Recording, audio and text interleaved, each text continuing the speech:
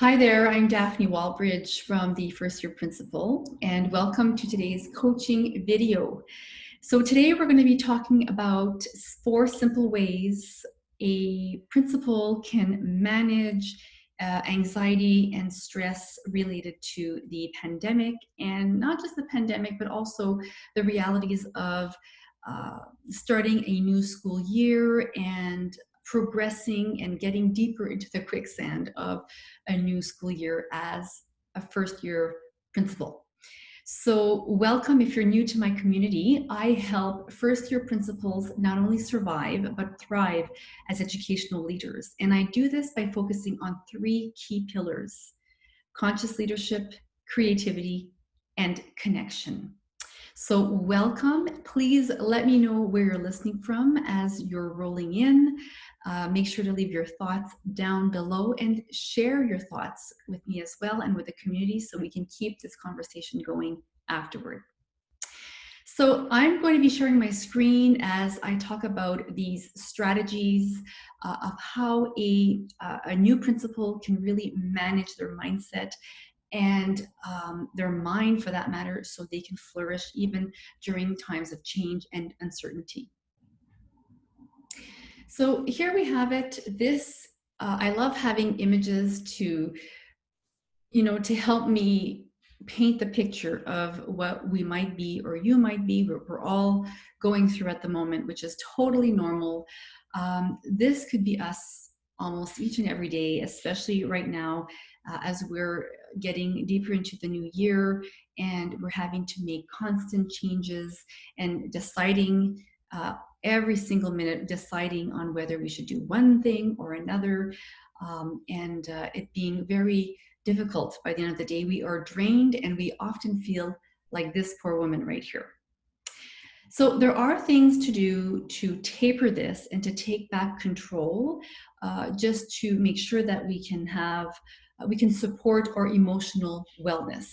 And I want to share with you 4 strategies that I know will help. And again, as I'm talking, I'd love to get your thoughts on what I'm presenting and how these strategies resonate with you, because I think it's very important, not just during this time of the COVID, but also any time or in any facet of our lives when we have to deal with moments that are a bit more challenging. When we can master these strategies, we do have a leg up and we're able to show up in a much brighter way. So here we go with the first strategy. So I'm going to move it. Okay, so the first point I want to bring out is to accept. So in wisdom teachings, because I do talk about conscious leadership, so this is where conscious leadership comes in. So accepting the as-isness. And what does that mean? It doesn't mean throwing your hands up in the air and giving up. On the contrary, when a leader accepts his or her new situation, accepts the as-isness of what's happening, then they are in a position to act. Okay, so it's not that you're again giving up, but you are aware that what you thought was going to happen, the perfect scenario you had laid out in your mind, is not going to manifest. And because of that, you need to pivot away and accept your new reality. This is the first step, and it's often very difficult. And this is where, when people resist the acceptance of the as-isness, where anxiety, frustration, and stress rise to the surface and come out in what I call the adult tantruming. So when you can be short with people, you lose your patience, you might get emotional, you might overeat, you might start gossiping, you might start, filling your head with negativity. So that when you start acting out that way, it is a sign that you're not accepting the as-isness. So it's the first critical step.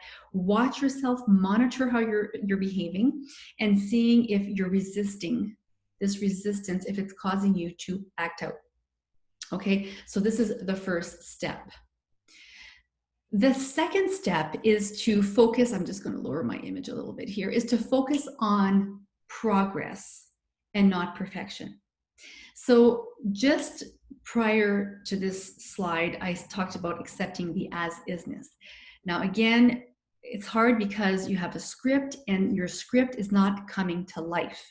So now you have to pivot away. You have to accept it and you have to act. But what do you do exactly? So this is where you're going to need to focus with your staff and bring them on board on progress, celebrating your wins, highlighting what's working, taking photos, showing it to your superior, showing it to your colleagues. I talked about last week, I talked about those weekly or daily check-ins. So highlighting what's working, the small progress, even though it's on a micro level, it is so important to really take the time to highlight what is working. You're focusing on progress and not perfection. Perfection should be banished from the dictionary because it doesn't exist, and it's only there in the form-based in life to make us miserable. So we're putting that to the side and we're focusing on progress now more than ever during this time of crisis and pandemic and all this uncertainty. We need to celebrate these wins. We need to come back each and every day to focus on what is working and the progress we've made. How do you do this? You can simply keep a little journal and write down at the end of the day before going to bed what went well during the day. What were some quick wins that the staff and I, experienced. Share it. You can share it on Facebook. You can share it on Instagram. You can take photos and put it in your stories. Do something to highlight what is working. This is going to shift your mindset, and it's going to help you feel empowered. It's going to help you feel that you're in control, and it, as a result, will lower your anxiety. Okay, so that's the next one. Next we have, I'm going to move forward here, ask for help. All right, don't wait to drown before, don't get to the point where you're drowning, in other words, because then it'll be too late. Okay, remember, we've talked about our mentors. These daily check-ins is a great place to ask for help. You need to feel comfortable being vulnerable. I'm going to take myself as an example. As you know, if you've been following my work, I'm a new supervisory officer, or if you're from the States, it's like an assistant superintendent. And I was kind of thrown into this new role. I jumped in voluntarily, willingly, knowing that we were in the heat of the action with this pandemic. Of course, this means I need to be vulnerable. We all need to be vulnerable if we're going to be asking for help, because this shows that we're adopting a growth mindset, that we are a learner, that we are approaching our challenges as opportunities for growth and development and evolution. So asking for help is a sign of strength. It's a sign of grit and resilience. So just keep that in mind. Don't ever feel that you are, getting in the way of someone, or that you're bothering someone, because especially during this time of uncertainty, we need to unite, we need to support each other, and we need to feel comfortable asking for help. And you're going to create this network that'll be your mentor, it could be your supervisor, it could be other colleagues. Again, these daily check-ins are great, are a great arena where you can ask for help and get it instantly. Okay, and you have the benefit of having all those minds, virtually connected with you. So that is also very, very important. And next one. Finally, the last is to mind your body.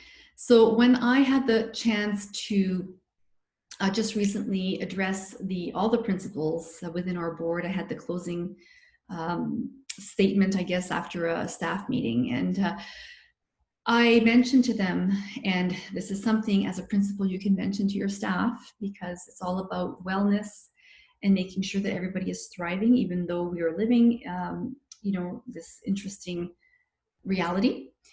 It's important to do daily check-ins with your body, because your body will let you know, will inform you before your mind will, of how you're actually doing.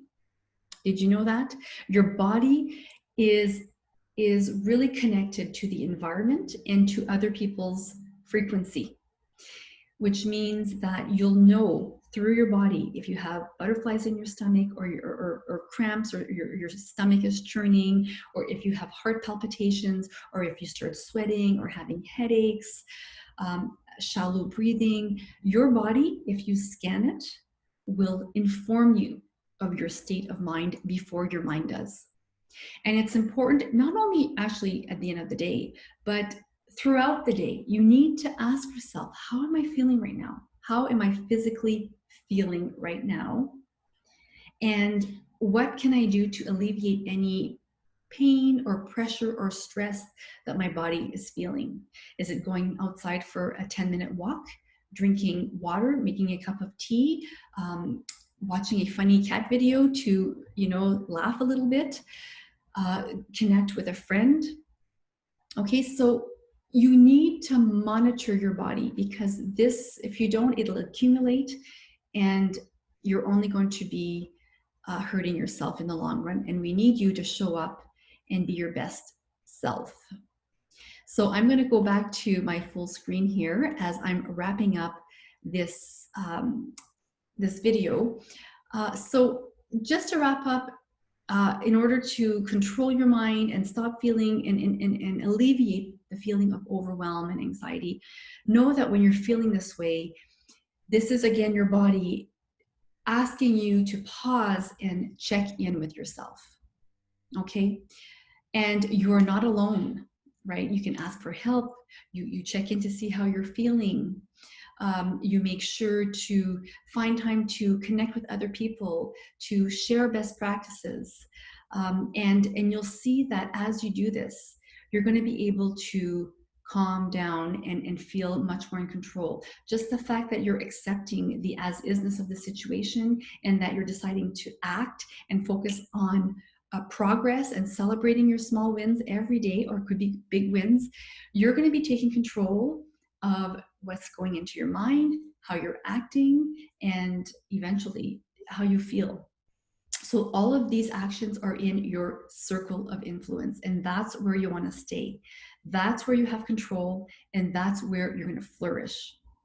So if this talk resonated with you, please let me know what your thoughts are down in the section below. Let me know how this resonates with you, because we need to be talking about these things. We need to be sharing strategies and supporting each other. If you know someone who is also going through these same challenges as a new school leader, send them over to this page and share these resources with them. I'm sure they will thank you for it, and you'll be able to grow and flourish together. I can't wait to see you next week. Bye for now, and take good care.